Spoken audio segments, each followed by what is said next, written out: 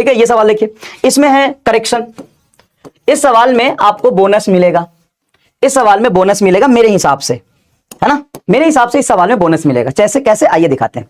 चलिए नेक्स्ट देखिए, 1 main scale division of the vernier callipers is equal to 1 mm। एक है आपका वर्नियर कैलिपर जिसमें 2 स्केल होते हैं, वर्नियर कैलिपर्स इंस्ट्रूमेंट है जिसमें 2 स्केल है, एक मेन स्केल। तो ये मेन स्केल जो है वो देखिए क्या है, 0 1 2 3 4 5 6 एंड सो ऑन।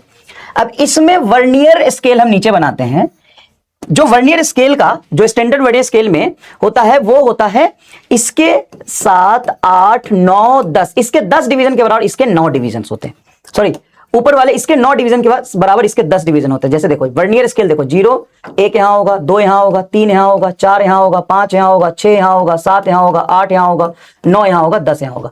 तो 10 VSD स्टैंडर्ड जब ना दिया हो तो यही मानते हैं 9 MSD के बराबर होता है। ठीक है, ये डेफिनेशन इसका। अब आगे बढ़ते हैं, क्या कह रहा है, when both the jaws touches each other the vernier scale shifted to the left of 0 of the main scale।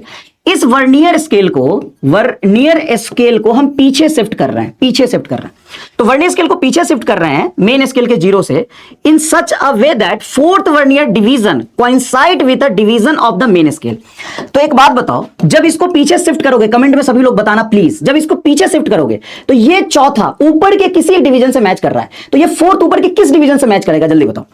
जैसे इसका 0 0 है तो इसके एक डिवीजन की वैल्यू होती है 0.9 mm। क्यों भाई, तो इसका 10 डिवीजन देखो, 10 डिवीजन 9 mm के बराबर, ये मेन स्केल है, ये वर्नियर स्केल है, तो इसका 9 mm इसके 10 डिवीजन के बराबर है। तो एक डिवीजन कितना हो गया, 1 वर्नियर स्केल डिवीजन कितना हो गया, 0.9 mm, and 1 main scale division आपको दिया है 1 mm। ये दिया है भाई, ये दिया है। जल्दी से सभी लोग कमेंट करके बताएंगे, हमारे ऑपरेटर भैया चले गए। एक बात बताओ, अगर पीछे करूं मैं वर्नियर स्केल को, सभी लोग कमेंट करके बताएंगे, सभी लोग कमेंट करके बताएंगे। अगर मैं वर्नियर स्केल को पीछे करूंगा, अगर मैं इस वर्नियर स्केल को पीछे करूंगा तो चौथा डिवीजन मेन के कितने डिवीजन से कोइंसाइड करेगा, एकदम सही है, तीसरा। क्यों तीसरे से कोइंसाइड, जब इसको पीछे ले जाओगे तो 0 आगे पीछे चला गया, ये एक भी पीछे जाएगा, एक तो नहीं कोइंसाइड कर रहा है, ये चौथा कोइंसाइड कर रहा है, क्वेश्चन में लिखा हुआ देखो 4th vernier division coincide with the main scale division. तो ये चौथा ऊपर के किसी मेन से कोइंसाइड कर रहा है, तो चौथा जब पीछे ले जाओगे तो किससे कोइंसाइड करेगा, तीसरे से ही करेगा ना भाई। हाँ सर, तो कितना गैप हो गया ये देखो। तो सबसे पहले समझना, एक मेन स्केल 1 mm है, तो ये टोटल कितने हो गए सर, ये टोटल हो गया आपका 3 mm।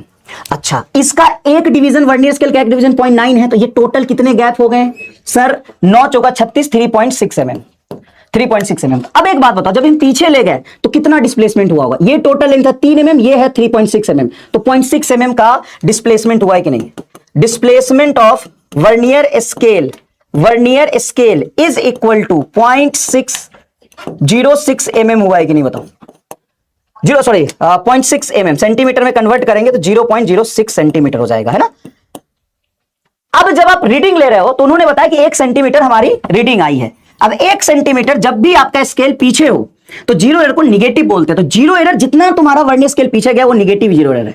और फाइनली 0 एरर को हम क्या करेंगे, सब्ट्रैक्ट, हमेशा 0 एरर को सब्ट्रैक्ट करते हैं, तो निगेटिव चीज को सब्ट्रैक्ट करोगे तो आपका जो ट्रू रीडिंग आएगा, जो रीडिंग आपका 1 सेंटीमीटर में से घटाएंगे ये निगेटिव 0 एरर माइनस 0.06 सेंटीमीटर, तो एक माइनस प्लस 1.06 सेंटीमीटर तुम्हारा आंसर आना चाहिए, जो